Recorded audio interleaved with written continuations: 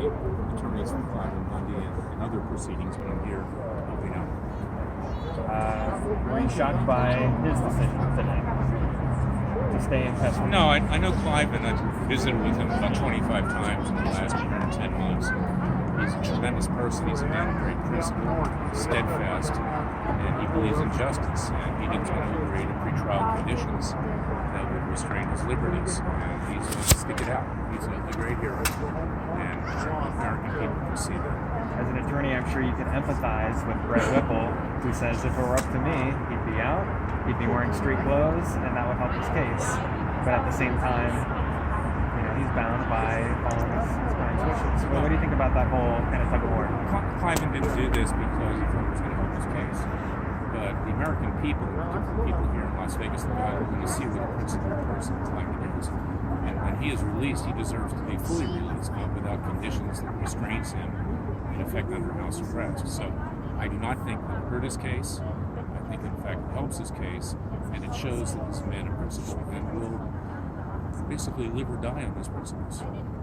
It's a good point that you make that everyone in Las Vegas, everyone who watches the story sees it, but the jury doesn't see it. Theoretically, if they're following court orders, they won't know what happened when they weren't there. So isn't there an argument to be said that he could have helped, he turned down the opportunity to help his case? I don't believe that to be the case. I believe that Klayman did what's right, and people will understand what happened. The jury is very smart. They asked a lot of questions yesterday, and they're figuring out what's going on. And as Ryan Bundy pointed out as well, the government's been caught behind on a number of occasions. Something that's really important, which is influencing perhaps the conduct of the government here, is that I had asked for an investigation at the Department of Justice 3 or 4 months ago into the prosecutorial misconduct.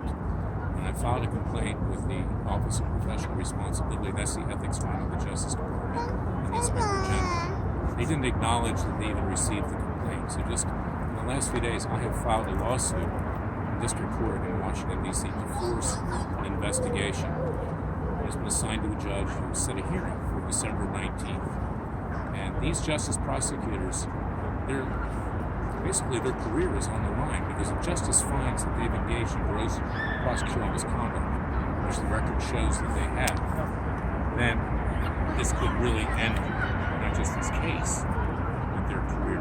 And because of that, all of that information now is going to be sifted through, not just by this judge, but by the Justice Department itself. Because now the Justice Department has to take charge because there's been gross injustice. And that gets back to Klayman. He's been in prison now for a year, 10 months. He hasn't been convicted of anything. Everyone I talk to when I go to visit him, previously in Vermont, the detention center, and now in Henderson, say he's a bond prisoner. I love him there. He's a good man. And how many people in this world will do something in principle anymore? It's a rare commodity. The world will know that, and so will the people of Las Vegas, one way or the other. So do you believe that this prosecutorial misconduct is a reason for the change of heart in the judge, going from a few weeks ago to denying pretrial release to now saying we're going to do it? Well, you have to ask the judge, but I believe it may be. And you obviously weren't there. I don't believe that this judge can tolerate this kind of behavior. And the fact that the government has so steadfastly claimed falsely that my client, Klayman Bundy, is a risk to the community, when in fact it's been showing that what the federal government has done is a risk to the community. And I think that was a factor. I'm now saying perhaps we'll let you out under certain conditions, but the conditions were still very restrictive, and Klayman could not accept them. And there have been great people in history who have not agreed to leniency, and Nelson Mandela is one of them. He spent 24 years in prison, and he made his point. He came out, and he captured the spirit of an entire nation, and liberated that nation. And Klayman's going to liberate this nation from government overreach and aggression towards its own people. You heard a similar comparison where he compared himself to Rosa Parks. Well, I think that is a comparison that one of my co-counsel had made on his behalf. Klayman doesn't want to be a martyr. He didn't want to fight with the government.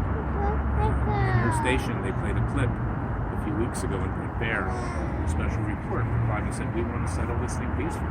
That's what he wanted to do. But the government didn't want it that way. The government wanted to claim the land. The government wanted to drive him off the land.